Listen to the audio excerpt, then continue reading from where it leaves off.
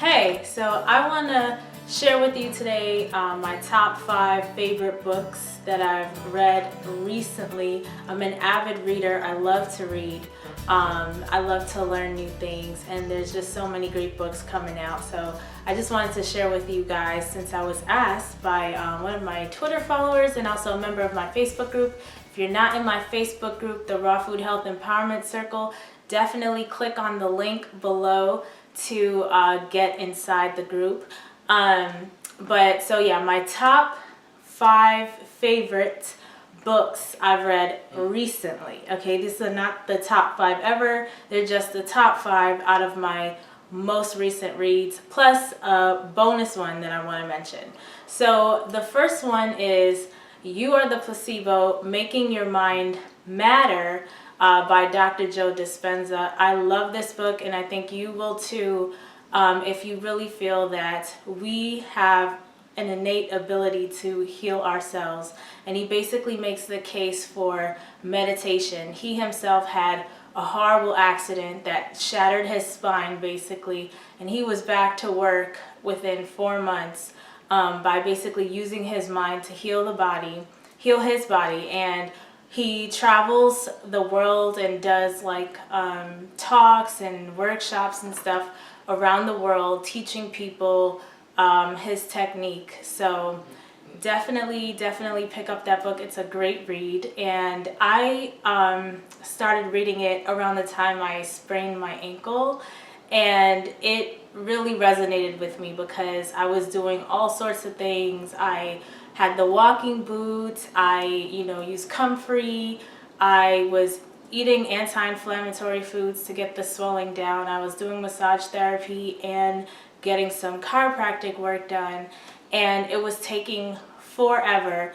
And this book helped to get me back into that meditation practice to really overcome this fear of using my foot again. If you've ever had an injury, you probably can relate to this, but it's just the fear. Like, I sprained my ankle coming down steps, and every time I had to get on steps, it was like, and move my foot for a prolonged period of time, it would just seize up, and I knew it had to do with stress and fear, all of that being held in the fascia.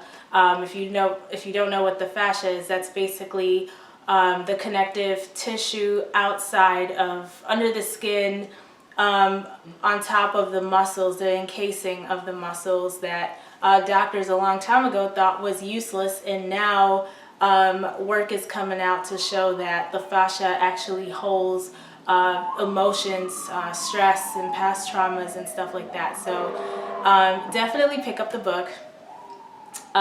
You Are the Placebo, Making Your Mind Matter by Dr. Joe Dispenza. Great book. So my number 2 is one that, if you've ever worked with me, I've mentioned it many times. Getting the Love You Want by Dr. Harville Hendrix. I love the book, and I really like this guy. He was one of the visiting teachers in the Institute of Integrative Nutrition, which is the school that I got my certification for health coaching. And his book is all about learning how to communicate with your partner. Now, he was sharing this with us not only because integrative health coaches, we deal with lots of different things. We're not only talking about food in our consultations, but we're talking about different areas of life, whether it be relationships, exercise, spirituality, finances, all sorts of things. Because all of these things can be adding stress, or you're feeling lack, in which case it's causing cravings or food addictions, or even just stress. Stress impacts our hormonal balance inside, and it can affect the gut lining. And so there are a slew of health symptoms that can come out of that. So we learn all of this stuff.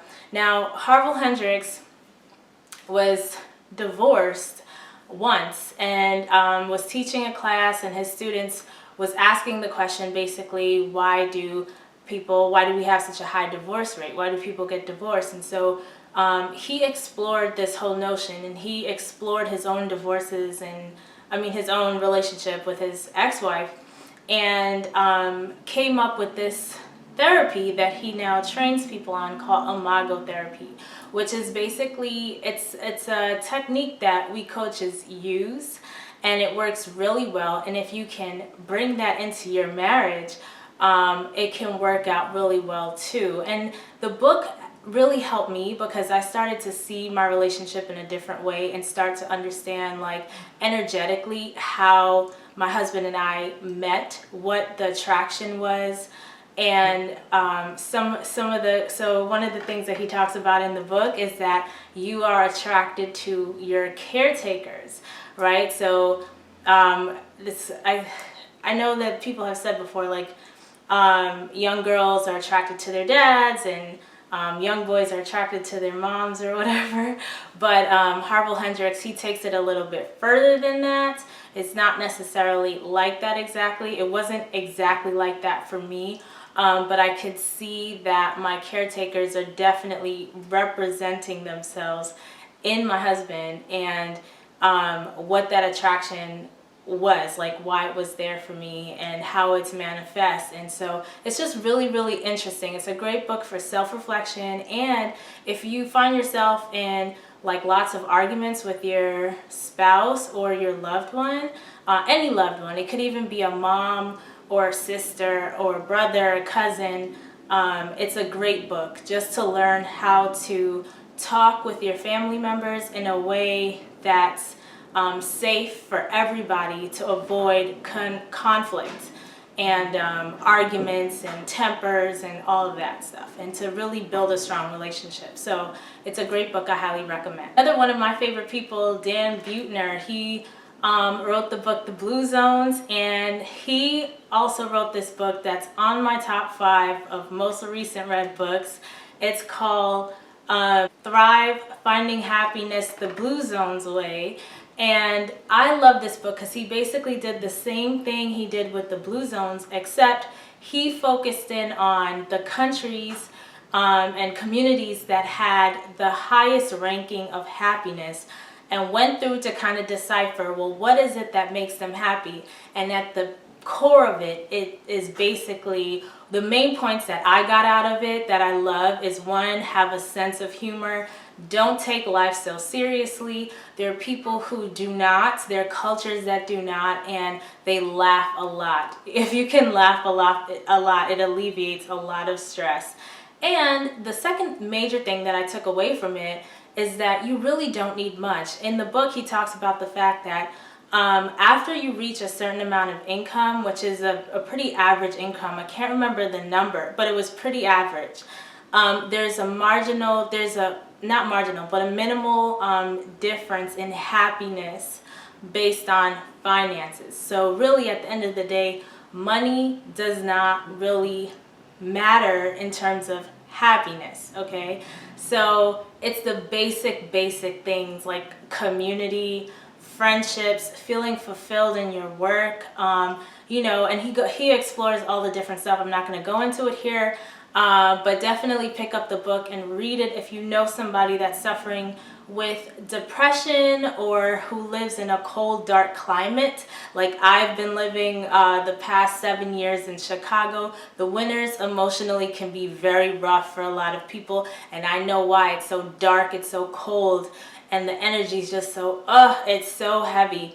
But if you read this book and you know somebody suffering with that, or you yourself are suffering with that, then you know you have the tools, you know what to do, you're aware, so you can help those people and you can help yourself. You can empower yourself with the information, so you can set up your environment to be conducive to being happy all the time. Like my mom always says, happiness is a choice, and it definitely is. But if you need that extra push, just like, you know, the right healthy food choices is a choice, right? You make a choice to eat healthy foods as opposed to bad foods. However, if you set up your environment for success so you can win every time, it just makes it a lot easier. So it's the same thing with this book. Read the book, empower yourself, and set up your environment for success so that you are just mentally on 100 all the time. The fourth favorite book that I've read recently is The Telomere Effect by Elizabeth Blackburn. This book is amazing. It's pretty thick, but it's very interesting, and it comes with some exercises. Basically, the core message is about the telomeres. If you are a mom who has a child suffering with a disability, or maybe you are the caretaker for your parents, you are a caretaker and that is something that you live in long term, or maybe that's your job that you're spending so many hours a week on.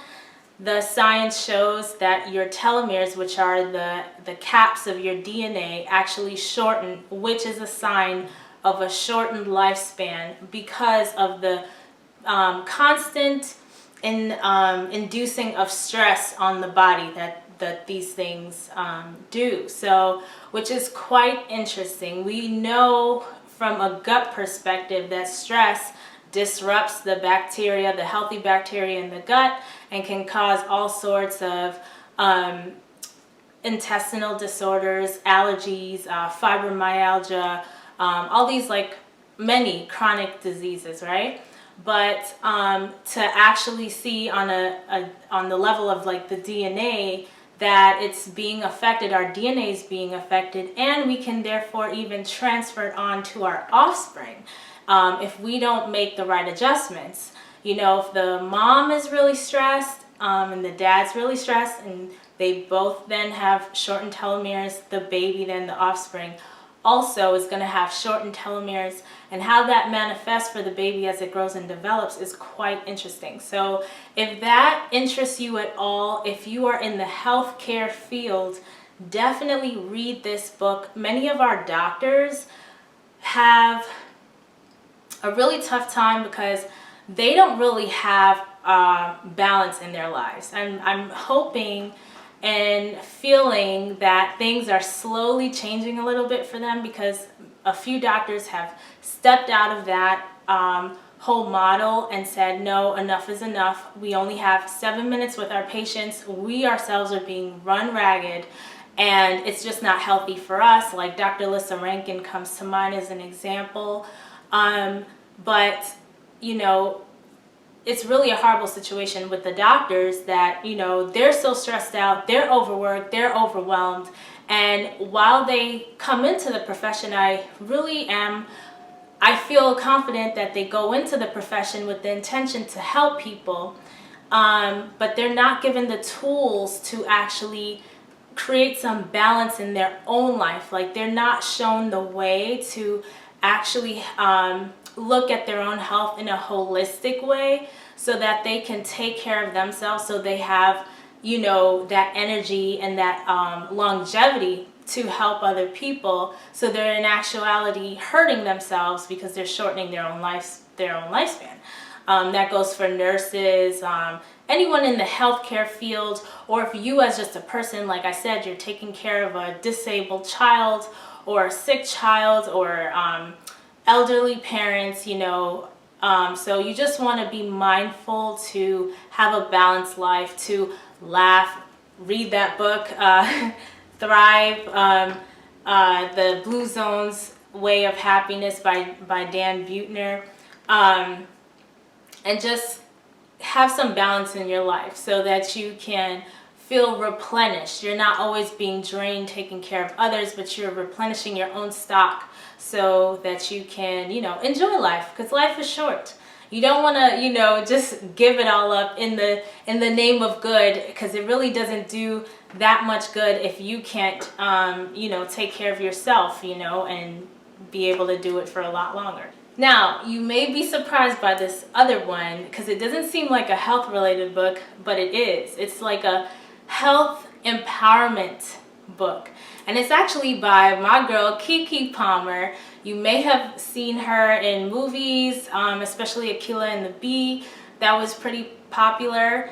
And she's really young out of everybody else I mentioned, but her book was so much fun. And the title of the book is I Don't Belong to You, Quieting the Noise, or something like that. But she basically gives you a sneak peek behind the scenes of her life and her whole journey in Hollywood, and how she's grown as a woman. And there's lots of golden inspirational nuggets in there for people of all ages. And it's just a great, fun book, and with lots of wisdom, basically still encouraging this whole thing of balance. It doesn't matter, like I love what she says. I could really relate to her as a young person who is ambitious and who's running businesses and trying to handle everything. You can sometimes put your own health on the back burner, and it does not help you in your career, but you learn that after, actually going through situations. So really stressful situations. So I could really relate to a lot of stuff that she's saying. So for all the young people who are running businesses, entrepreneurs, definitely read that book. You are going to love it. You are going to love it. You're going to see that you are not alone. There are people on all different walks of life and at every different income spectrum, just doing this thing, just being in charge of your own financial well-being, what that does to your health and your mind. So that's a really great book. And I've been watching her career. She's not that much younger than me. I believe she's younger than me, or we're around the same age, but I've been following her career, and I'm so proud of her. She's really blossoming into a really beautiful young woman. Now, the last book I want to mention, this is the bonus book that I have to mention. It is Wheat Belly Total Health by Dr. William Davis. And this book was quite interesting because he basically talks about how grains are the worst thing ever for us to be eating. As humans, we are not meant to be eating grains. We don't have the acidity in our stomachs to break it down. And he goes into all the research that shows that grains actually causes tooth decay, and it causes neurological disorders, it causes emotional disorders, psychological disorders, and all of it has to do with the fact that it's it's an inflammatory to the gut, which, if you're aware of the microbiome, right? Once the microbiome gets disrupted, your immune system gets damaged. That intestinal flora, once it's off, it actually affects your mood. That the gut is called the second brain for a reason. We have all these nerve endings in there, and so when things are off, it will affect our brains, our mood, all sorts of things. So he even mentions that people who've had suicidal thoughts and then they give up grains for like 5 days, they no longer have suicidal thoughts. And then he has case studies in the book. Now, I wrote a really long blog post about this book because I found it to be really fascinating. And a lot of it I personally experienced myself, with the brain fog, with the mood swings, feeling lack of energy, and having my stomach grumble as if I haven't eaten and I just need to have it, those cravings, which, like, if you really don't want to eat something yet you're yearning for that thing, that to me seems like a food addiction. So it has these addictive qualities. And also weight gain. So you may or may not know my story. When I first went vegan, I did not like vegetables at the time, so I ate a lot of pasta. I had a lot of almond butter and jelly sandwiches, and so I was eating lots of wheat. I got to the heaviest I had ever been, and when I realized that, I was working out a lot, yet I was gaining so much weight. So I figured, hey, I need to be eating more raw. In order to eat more raw, I just felt like I need to be having more vegetables. So that's when I started on the green smoothies. I cut back on my wheat consumption, and I got back to my normal size, which was, at the time, it was like a 20-pound weight loss. So when he talks about the fast weight release from removing grains, I can totally attest to that. So anyway, that's my body. Everyone's body is different. But for sure, I know, like, if I have oatmeal, for example, if I have that every day, by the third day, I'm already seeing that I can't fit in my pants. Like, my waistline is getting bigger.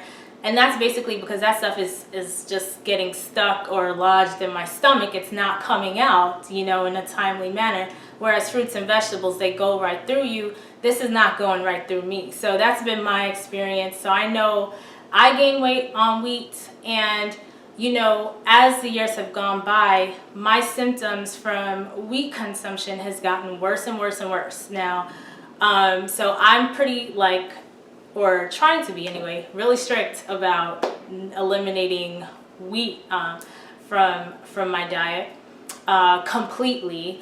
But that's why I really resonate with this book, and I found it quite interesting. So it's worth a try. I even put together a 7-day wheat-free, clean, high-raw meal plan, high-raw plant-based meal plan that's available on the blog post. So I'll link it in the video description below. But this one I wanted to mention as a bonus because it has created a lot of debate and conversation. I know when I talked about it a little bit on Twitter, there was some really interesting feedback, like, are we just supposed to be eating fruits and vegetables? You know, not everything is food. And all of these comments are all valid. Like, they're all valid comments. I get it. You know, it's like kind of like when I talk about meat and dairy, you know, people love and are so attached to these foods that to even think about someone demonizing them, they get very emotional, because food is very emotional for a lot of people. For me, it manifests a little differently. I think, like, for me, my emotional food is bananas. When I was doing Dr. Frank Lipman's elimination diet, he said, you know, no bananas. I tried that for 3 days, and the elimination diet is 2 weeks, and by the 3rd day I was like, no, I have to have bananas. I am not willing, you know. So I totally get it. I understand. But I addressed even that comment in the blog. Then I had some comments after that, which you can read, which are really quite interesting, where, you know, one guy was challenging Dr. Davis's research and all that kinds of stuff. And then I was talking about it with a colleague of mine. So there will be a video with my colleague, because she's saying some interesting stuff about grains, and it is worth a conversation. I don't think any of this stuff should be outside of the health conversation. You can at least be aware. You don't have to buy into everything that's being said, but at least be aware. If something resonates with you, it's worth a try. See what it does, because everybody's body's different. You don't know. It might be the thing for you to do. Instead of jumping off meat right away, maybe you want to jump off wheat first. Maybe that's where you start to see the fast gains, or to overcome some intestinal allergies or something like that, you know. So anyway, quite an interesting conversation. So I'm really happy, because I think a great book always encourages interesting debate and conversation. So that's why this was a bonus that I just had to put on the list. So anyway, I hope this video was fun for you. That's your book list. Definitely go out, get the books, read them, enjoy. Let me know what you think about the books, what you think about this video. I will be putting out videos more regularly. I know I've said that in the past and didn't do it. Life got busy, so sorry. But let me know in the comments below anything in particular you would like me to talk about and share with you on these videos. All right, have a blessed day.